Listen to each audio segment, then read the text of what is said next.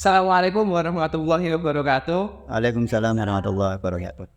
Nah, alhamdulillah ini kemarin sebelumnya di episode pertama saya belum menjelaskan siapa dulu saya ya. Ya. Nama, ini bagus sekali agar penonton kita di mana berada tuh tahu ini siapa yang ngomong jelek ya. Nama saya itu Jawan Hero ya. Ini bisa cek di IG di deskripsi ya. Oh Ya, gitu ya. ya. Nah, kali ini, kemarin kan belum jelas. Ini nama podcastnya apa? Jadi sini kita ngambil nama Ngatasi, Ngaji, Tasawuf, Saintific. Oh. Nah ini aja dulu, Mbak. Sebenarnya ngatasi ini tuh tujuannya apa itu? Kedepannya, Mas?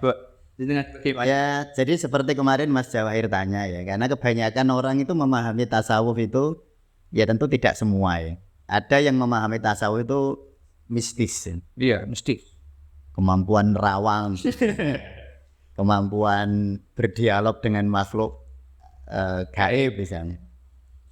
Nah, tetapi saya ingin membranding istilahnya, kalau bahasa kerennya ya, bahwa tasawuf itu sebenarnya ilmiah, scientific gitu. Saintific. Ya tentu ini bukan yang lain nggak scientific ya, saya nggak berani ngomong gitu.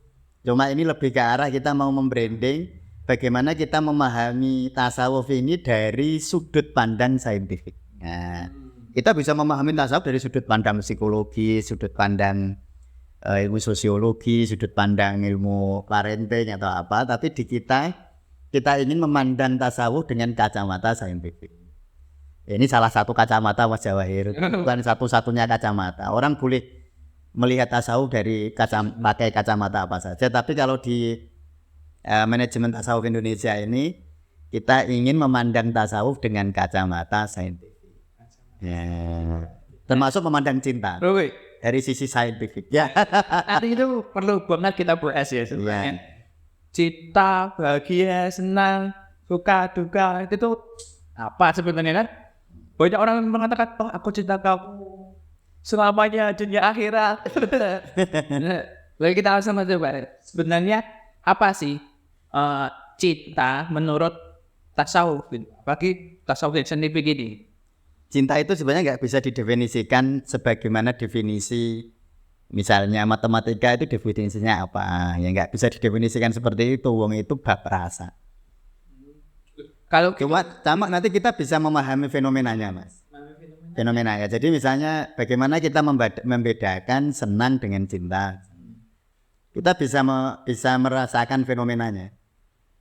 Nah, orang sering menyamakan antara senang dengan cinta. Nah, itu ya, seperti itu. Jadi kalau senang itu ada objeknya, kalau cinta itu nggak ada objeknya. Jadi kan ini, kalau saya senang Mas Jawahir karena bajunya bagus, berarti kan ada objeknya. Iya, ada objeknya. Karena wajahnya ke Arab-Araban, ya rapat yang enak. Jadi saya senang sama Mas Jawahir karena objeknya. Namanya senang. Objektif berarti. Ya objektif sifatnya senang lah. Kalau cinta itu sumbernya dari dalam diri. Objeknya nggak penting. Yang penting subjeknya. Makanya Rasulullah bisa mencintai semua orang. Mencintai orang-orang yang bahkan sama beliau itu zalim, sama beliau menyakiti, meludahi, balangi watu istilahnya ya, menyakiti, dilempari batu, ya Rasulullah tetap senang. Yang penting itu subjeknya, saya, bukan dia. Bukan kamu. Jadi kalau orang cinta itu kok merasa mencintai orang tapi kok masih tergantung objek, ya itu belum cinta. Tapi bukan berarti salah loh ya. Seneng itu nggak apa-apa. Jadi orang seneng itu nggak apa-apa. Tapi lebih indah cinta. Lebih indah cinta. Nah, atau kalau gini Mas Jawahir, ini nih. Saya sering menggambarkan cinta dan seneng itu beda kayaknya gini. Kalau saya senang kepada sekuntum mawar, saya akan memetiknya. Kalau saya mencintai sekuntum mawar, saya akan menyiraminya setiap hari. Beda. Kalau senang ada rasa ingin menguasai. Menguasai malah. Iya, ingin menguasai. Kayak Mas Jawahir misalnya jatuh cinta kepada seorang gadis misalnya. Kan kepengen, kalau di situ masih ada rasa ingin memiliki, berarti itu masih senang. Belum cinta. Ini kurang tepat apa bagaimana itu? Ya enggak. nggak salah loh ya. Nggak salah. Itu biasa saja Biasa saja, dan ya. boleh. Ya boleh, nggak haram itu maksudnya. Cuma nanti kalau senang itu tidak berevolusi menjadi cinta itu nanti akan menyakitkan. Misalnya contoh, Iya. ada orang merasa mencintai kekasihnya, terus kekasihnya ternyata rabi atau menikah sama orang lain, sakit hati ya. Iya. Ya, karena memang dia masih senang bukan cinta. Jadi senang itu selalu dibayang-bayangi oleh ketakutan untuk kehilangan. Tapi kalau cinta nggak takut kehilangan. Kok gitu malah tuh? Nah iya, baik. Makanya Rasulullah itu mencintai umatnya luar biasa, cintanya bukan senangnya. Nah senangnya itu Rasulullah sudah berdoa agar dulu umatnya yang menyakiti beliau itu harus dimusnahkan saja. Wong digawe apik ora iso. Nah itu ya. Jadi kalau cinta itu senang itu harus berevolusi menjadi cinta. Senang harus berevolusi menjadi cinta. Tadi kan mungkin banyak orang yang merasa kalau dirinya itu mencintai gitu. Ya. Ya memang sebenarnya nggak salah dia, Pak. Nggak Ya salah. wajar-wajar saja. Bagaimana caranya agar meningkatkan diri kita tadi dia senang menuju cinta itu sesungguhnya. Ya, jadi kalau di dalam terminologi tasawuf itu ada istilah gini Mas Wer. Ini terminologi yang unik di tasawuf ya. Ada mahabbah, ada mawaddah, ada rohmah. Iya. Nah, ini levelan cinta ini. Iya. Mahabbah itu kita senang kepada sesuatu karena materinya. Jadi misalnya saya ini mahabbah kepada istri saya karena cantiknya dia. Karena dia itu keturunannya bapaknya begini. Itu kan boleh dalam agama loh ya. Ya boleh. Ini jangan ngomong itu nggak boleh. Nggak boleh nggak apa-apa.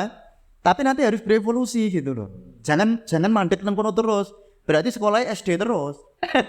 Kan SD nggak salah kan Mas? Nggak salah. Tapi kan kudu SMP kok. Iya. Nanti SMP kan nggak salah. Ya kudu SMA. Di SMA nggak salah. Tapi harus selalu berevolusi. Kuliah kalau. Jadi kalau saya mencintai istri saya karena objek, karena istri saya karena wajahnya cantik, karena orang tuanya baik, ya itu namanya saya mahabbah kepada istri saya. Mahabbah itu lalu harus berevolusi menjadi mawaddah. Tapi mawaddah itu tetap objektif, Mas. Saya senang dengan istri saya karena dia setia. Nah, jadi penilaian saya tidak lagi material. Kalau tadi kan masih material ya. Wajahnya cantik, irungnya bangir, kalau perlu hartanya banyak. Ya boleh, nggak apa-apa. Nah, tapi saya harus mengevolusi mahabbah tadi harus berevolusi menjadi mawaddah. Mawaddah itu saya harus melihat istri saya dari dimensi non material. Gimana ini? Ya dimensi dia senang ibadah. Oh istri saya rajin sholat. Ya kebetulan istri saya itu rajin puasa, senang kemis. Itu berarti saya senang sama dia karena dia baik. Ya perilakunya baik, akhlaknya baik. Berarti saya senang sama istri saya namanya mawaddah. Saya sudah melampaui dunia material. Nanti Mas Jawahir kalau nikah, pengen toh? Pengen. Aku banget ini loh. Kalau Mas Jawahir nanti nikah, di awal Mas Jawahir ketika kepada istrinya senang materialnya nggak apa-apa Mas. Dan ada hadis kan, nikahilah seseorang karena hartanya, karena cantiknya, karena keturunannya, ya boleh kan? Boleh, memang itu wajar. Jadi Islam itu sangat kok Mas, sangat sunnatullah itu. Ya sangat sesuai, memang hormonnya ngono. Jadi ketika laki-laki kayak Mas Jawahir ini kan hormon testosteronnya sedang naik. Hormon testosteron itu akan berakibat Mas Jawahir mencari pasangan yang golek sing ayu, golek sing cantik, golek sing keturunannya baik. Itu adalah fenomena yang diakibatkan oleh hormon testosteron gitu. Tapi nanti hormon testosteron ini tidak boleh berkuasa terus. Dia harus meningkat menjadi mawaddah. Jadi setelah saya menikah dengan istri saya, lalu saya mengevolusi mahabbah saya tadi menjadi mawaddah. Lalu kita bersama-sama berdua ngaji. Nah, istilahnya ngaji ya. bukan ngaji maca Quran toh. Ya maksudnya ngaji mengkaji kehidupan kami. Sehingga nanti menjadi mawaddah. Mawaddah itu saya seneng sama seseorang karena perilakunya. Mas Zawahir awalnya nanti dengan istri ya mahabbah dulu Mas. Boleh karena cantiknya dia, karena keturunannya dia, enggak apa-apa. Tapi jangan gitu terus karena cantik itu suwe-suwe hilang. Ya enggak? Ya lama-lama hilang. Iya, kalau fisik pasti hilang. Nah iya, ya nggak bisa orang cantik terus itu. Walaupun skincare mahal. Pedicure. Ya nggak abadi lah. Iya. Tapi yang lebih abadi itu tadi akhlak, kepribadian. Tapi kita juga tidak bisa berharap begini loh Mas Zawahir. Saya berharap istri saya baik terus, nggak bisa Mas. Bisa. Nggak bisa. Oh dia itu ya manusia biasa. Saya juga nggak bisa. Iya sih. Iya noh. Iya. Ya bahkan misalnya gini, Mas Zawahir kan punya bapak ibu yang menyayangi Mas Zawahir. Iya. Ya. Apakah Mas Zawahir melihat beliau baik terus? Ada saatnya beliau mungkin resah, ya noh. Mungkin beliau gelisah, mungkin di tempat kerja ada urusan-urusan yang merepotkan pikiran. Lalu beliau mungkin tiba-tiba marah sama kita, gitu kan. Padahal kita nggak tahu apa-apa itu cuma karena marah. Dan itu wajar. Maka kalau saya tidak mengevolusi mawaddah tadi, saya nanti akan kecewa pada saat istri saya itu tiba-tiba dalam satu waktu dia perilakunya nggak baik menurut saya. Tiba-tiba dia mungkin cemberut, tiba-tiba mungkin dia diajak ngaji malas misalnya, tiba-tiba dia mungkin dolan dek koncone misalnya sampai lupa nggak masak misalnya gitu. Akan ada waktu masa begitu ya karena memang manusia. Ya manusia. Maka saya harus mengevolusi mawaddah tadi menjadi rahmah. Nah, ini cinta tertinggi. Makanya Allah itu tidak menyebut dirinya dengan muhibbin, tapi ar-rafi. Arabi. Jadi Allah itu adalah Bismillahirrahmanirrahim. Jadi rahmat, Rahman Rahim itu kan akar katanya sama dengan rahmat. Rahmat tadi, jadi dari mahabbah menuju mawaddah menuju rahmat. Nah, rahmat ini cinta tanpa syarat. Loh, itu loh Mas. Betul. Nah, kalau ini nggak ada syaratnya lagi. Nggak peduli yang dicintai cantik atau nggak peduli yang dicintai baik apa enggak, perilakunya baik, pokoknya dia hanya mencintai. Nggak ada syaratnya. Nah, nanti kalau sudah begitu nggak ada namanya selingkuh itu kalau sudah sampai di level rahmat itu. Kalau cinta masih di mahabbah sangat mungkin selingkuh. Sangat mungkin sih. Ya iya kan dia senangnya kepada yang cantik. Iya. Lah kalau ada yang lebih cantik, nggak tergoda dia. Kalau dia masih mawaddah, dia bisa tergoda. Misalnya seorang perempuan yang masih cintanya itu masih wadah. Jadi nak delok lanang itu bukan ganteng kan mahabbah. Oh iya mahabbah. Nah, wong lanang itu ngibadahi tekun gini-gini. Delalah bojone ora. Oh Nah, nanti dia akan dalam tanda petik meninggalkan lucunya. suaminya melihat laki-laki ini. Jadinya dia selingkuh juga. Makanya mahabbah itu memungkinkan selingkuh. Mawaddah masih mungkin selingkuh.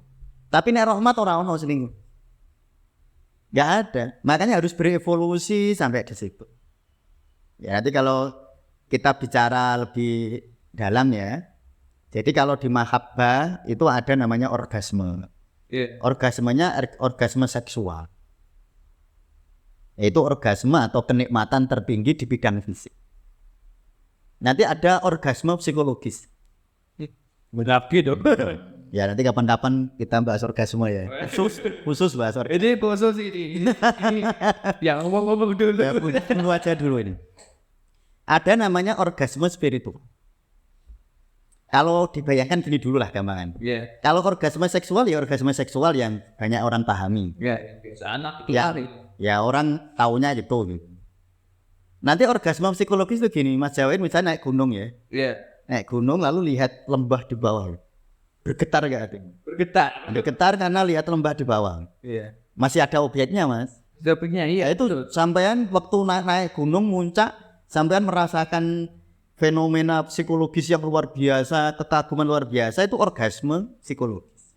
Tapi masih psikologis. Di Elvis. Masih membutuhkan objek. Iya, betul kan objek. Ya, masih membutuhkan lihat lautan. Iya. Dan itu perlu bisa dan sangat baik dilatih. Makanya naik gunung, anak-anak pecinta alam itu sangat baik untuk memunculkan orgasme psikologis seperti itu. Kalau orang merasakan orgasme psikologis, nanti orgasme seksual itu kalah. Kok bisa itu? Kalah ya karena psikologis lebih kuat daripada tubuh. Nah, jadi orang yang masih di dalam level orgasme fisik, dia gampang selingkuh hanya soal wajah saja. Roh hayu ini wis kaya kucing roh gereh itu aja. Capok. Capok itu aja. Nah, dia lihatnya karena fisik. Tapi nanti orgasme psikologis juga masih memungkinkan dia selingkuh ketika melihat orang lain itu lebih indah. lebih indah dari sisi perilakunya. Iya. Lalu dia nanti bisa selingkuh sama yang menurut dia perilakunya lebih indah itu.